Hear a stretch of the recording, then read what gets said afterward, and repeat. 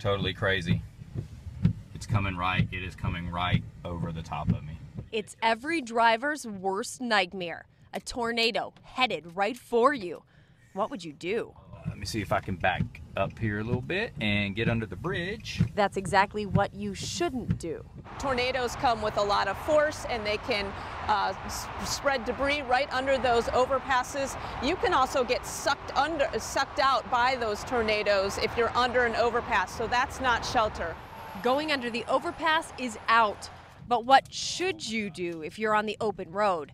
Conventional wisdom for years has been, your best bet is to look for a ditch by the side of the roadway, lay as flat as you can in that ditch until the tornado passes you by. So that's an option.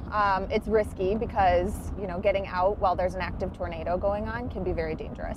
There are now two schools of thought on the driving dilemma. Both advocate being aware of your surroundings and first seeking shelter indoors if available. But now the American Red Cross says that staying in your car could be a viable option if there's too much possible debris around you or no ditch available. This new recommendation puts drivers like Edith Garcia a bit more at ease. Finding a ditch, too, and just getting out of the car in the first place, it would be a little bit scary to me.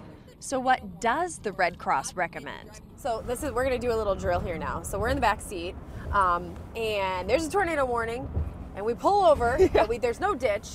So show me. Okay, and I'll do the same. Like I know you said get low, but I'm gonna get as low as I can. And since I have my coat, I could take off my coat and put it over my head. Okay. But what I'm gonna do is just stay buckled and get it. I'm going down as far as I can, and then covering. Okay. So that's the best thing to do. Like in any emergency, there may not be a cut and dried choice. Always take stock of your situation and know that the best choice is not to be out in a tornado at all. Pay attention to watches and warnings and avoid driving in the first place if severe weather is in the forecast. Here's a tip for you. Among the safest places to be, a bank vault and restaurant refrigerators. The reason? They're so sturdy and they're usually built right in. So if you're driving and there's a tornado warning, one of the best things to do, look for a fast food joint, get in the cooler. It might just save your life. Chicago's soaring skyscrapers have an enemy. It's the wind. Engineers use various tricks to confuse the wind and diminish its power. The new Vista Tower under construction on East Wacker Drive uses a method never before seen in Chicago. A two-story hole at the 83rd floor will let the wind blow right through. It's simply a matter of eliminating material or the skin of the building to allow the wind to literally blow through the building. Dave Ekman is with Vista's engineering firm of Magnuson Klemensic Associates. Simply managing the wind flow takes a lot of force off the building. We found that between putting the blow-through floor in as well as some perforations at the screens at the very top of the building, we were able to reduce the wind pressures by about 35%. Vista Tower also confuses the wind by its very shape, a wavy rectangle instead of a straight-sided tower. Another tool to reduce building sway is the use of tuned liquid dampers or sloshing tanks, holding 500,000 gallons of water in the upper levels of the building. So I'm just going to kind of push them to show that they're both more or less going at the same pace. This model shows how it works. Both buildings shake violently when pushed by the wind. Put some water in, but this should do it. But just add a little water, and the building with the tuned sloshing damper settles down quickly. It makes each condo a much more comfortable space. The wind blows on the building, and it starts to move the building, that you have a tank of water, and it's tuned to the period of the building. Another one of Magnuson Klemensic's buildings is at 150 North Riverside Plaza. Its tiny footprint at ground level expands into a marvel of modern skyscraper engineering. 200,000 gallons of water sit at the top. Without dampers, it would we wouldn't have enough stiffness, or we'd have some acceleration challenges. One more way to reduce a building's sway is with a giant pendulum. The Park Tower at Chicago and Michigan was the first U.S. building built with one inside. The 300-ton pendulum counterbalances the bending of the building in the breeze. Lake Michigan can stir up all kinds of weather extremes, from the city to the suburbs. The lake can spawn dramatic sights like waterspouts, basically a tornado over water.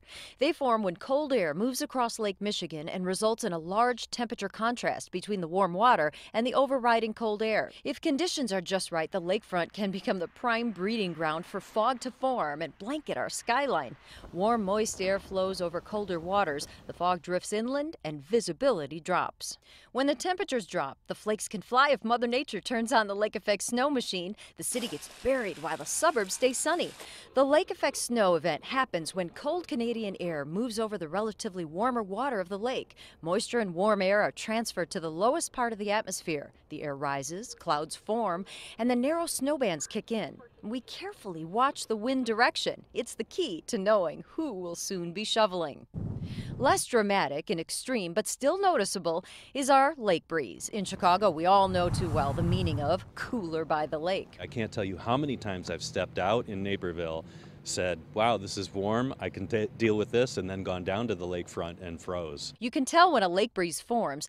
Winds suddenly turn onshore, blowing from the water toward the shore. Warm air over land rises and gets replaced by the cool air just above the lake's surface.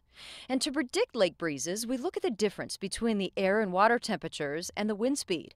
Lake breezes are more likely if the temperature difference between land and water is large and the winds are light. In spring, the water temperature is usually in the lower 40s, so even the smallest lake breeze can create quite a chill here at the lakefront. For example, it could be 45 degrees.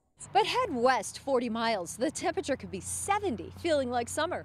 If the winds shift and become southeasterly, places like the North Shore are hit with a chill, and temperatures here will be stuck in the 40s. Not only can you feel a cool lake breeze, sometimes you can see it. Clouds form and creep westward across the city. Love it or hate it, the lake can be a refreshing break from the summer heat or create a dreary, dismal day, chilling you right to the bone.